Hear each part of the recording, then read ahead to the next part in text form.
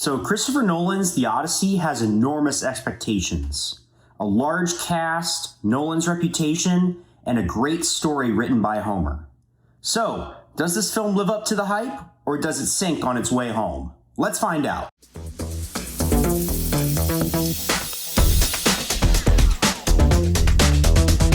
Today I'm reviewing The Odyssey. This is one of those films that lives or dies by how it balances spectacle with character. Sure, we want to see giant monsters, Greek mythology, and the siege of Troy, but none of this really matters unless we care about Odysseus as a character. Thankfully, this movie gets a lot right in regards to that. But it also stumbles in a couple places, and it takes away from the experience in a very small way. By the end of this review, I will let you know whether The Odyssey is worth experiencing on the biggest screen possible, or if you should just stay home and wait to stream it. So let's start with what works here. The first thing that I need to mention is Matt Damon as Odysseus. This role demands so much from him, both physically and mentally. Odysseus has to be a brilliant strategist, a fearless leader, a liar, and someone who wants to defy the gods. Damon has to accomplish all of this while also maintaining his goal of returning home. And I truly believe that he captures all of these qualities in his performance. He gives Odysseus a quiet, emotional weight where you really feel like he has been through a lot until the very end where he is completely exhausted. And honestly, as an audience member, I felt just as exhausted as he was by the end of this. You also do acknowledge that he is definitely a flawed character and anti-hero in this narrative. I was very happy that this film did not make us overly sympathize with his actions that frequently get his crew killed. Another performance that deserves a lot of praise here is Anne Hathaway as Odysseus' wife, Penelope. She effectively captures the vulnerability of a queen who just wants some independence from these suitors who are consistently trying to win her attention. You really feel bad for her because these suitors are disrespecting her home, disrespecting her son, and just in general, making her life really miserable. The third performance that I really enjoyed seeing was John Leguizamo as the old man here. Every time he's on screen, he frequently reminds you that Odysseus was king and that everything that is happening in Ithaca right now is not normal. He doesn't really need long speeches or really flashy moments to get his point across, and I think that's what makes this performance so powerful, is just how subtle and potent it is. He's one of the only characters in this film who actually supports Odysseus and what Odysseus stood for.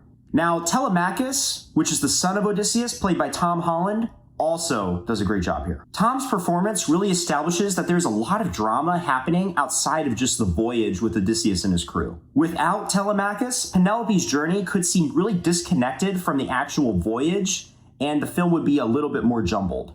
But instead, you genuinely care if Odysseus reunites with his wife and if they can actually make amends with each other. Now, one of the more obscure performances that I really enjoyed seeing was Odysseus' right-hand man, Eurylochus, played by Hamish Patel. The loyalty, courage, and friendship between these two on the boat and the hardships that they endure are some of the most powerful moments in this film. And how their relationship quickly grows sour is kind of a very sad and real thing that would happen if someone like Odysseus became friends with one of his crew. It really does make the losses on this journey back to Ithaca that much more powerful. And then there's Robert Pattinson. His portrayal of Antinous is absolutely infuriating, and you absolutely hate him throughout the entire narrative. He's the complete opposite of John Leguizamo's character because he defies everything that Odysseus stood for and cares about none of the suitors or anything other than getting with Penelope. Every scene that he appears in just makes you want him to fail, and that's exactly how I felt throughout the entire film, just watching him try to manipulate Penelope. This kind of helps me acknowledge that a great villain doesn't need to be overly complex. It just needs to earn our hatred, pretty much. Now let's move on to the score. The deep bass throughout many of the action sequences and the intense voyage sequences establish a really grand scale and helps us realize that these characters are pretty small in a large world full of monsters and gods. In addition, a cool fact that I found was that this score used instruments of the time period, including the lyre and a couple of other things, instead of using synthetic instruments. Now, some of the sequences that are portrayed here are absolutely fascinating. One of them is the siege of Troy. It is breathtaking, wild, and really, really depraved. You really feel how the Greeks cared nothing about Troy and just wanted to sack it immediately. And then there's the encounter with the Cyclops Polyphemus. And this might be one of my favorite scenes in the entire movie because the Cyclops is actually practical and a puppet. There's a point where he steps in front of the entrance of the cave and blocks all the light, so it's just complete darkness, and you have no idea where he is, which just makes things absolutely terrifying. There also is a scene involving crew members and animals that I thought was a really good demonstration of Nolan's take on body horror as well. Now, visually, the cinematography here is some of the best that I've seen all year, with sweeping landscapes and nature shots. There also is a really neat thing that was built for this movie because it was shot entirely on IMAX 70mm called the blimp. And the blimp is actually a soundproofing shell that surrounds the IMAX camera to prevent the sound of film running through the gate during takes. And this is an invention that I think could be used in many films to come, and is a cool innovation. But unfortunately, that's where we need to go into what didn't necessarily work for me. My first issue is that some of the performances are not as good as the others. When you have some actors who really feel like they're locked into the story, and then other actors who feel like they're almost in a different kind of narrative, it does sort of take you out of the film. Not every character needed to be played by a big notable celebrity. There were many moments here where I was just watching characters get introduced to the screen and I was like, this is just that actor from that show that I watched at that time, not this character from this Greek story.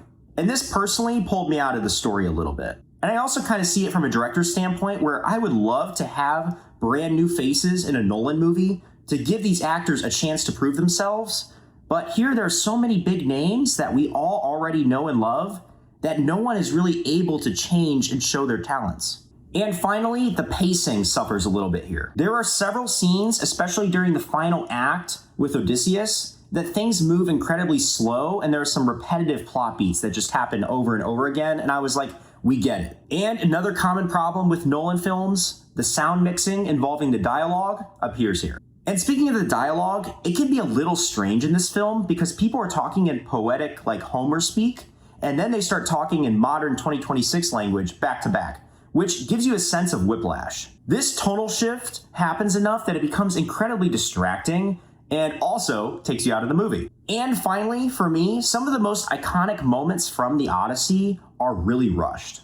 A couple moments that I'm thinking about are the sirens, Odysseus' relationship with his dog, and a couple other things. I almost wish that this film delved more into the smaller and intimate moments between Odysseus and his family, instead of focusing more on the voyage and the journey home. So, is the Odyssey worth seeing on the biggest screen possible? Absolutely. Matt Damon delivers one of his strongest performances in years, and I genuinely believe that he should be nominated for an Oscar. Even Tom Holland brings some really serious heart to Telemachus and makes us really care about this family. So for the performances alone, it deserves the price of admission. And it really is a good culmination of Christopher Nolan's career and everything that he has accomplished so far. So, on the caffeinated scale, I will give The Odyssey a damn, that's a fine cup of coffee. But those are my thoughts on Christopher Nolan's new movie, The Odyssey. Please let me know what you thought of it in the comment section down below. Also, what is your favorite Christopher Nolan movie? And feel free to like, subscribe, and I will continue brewing new reviews for you very soon.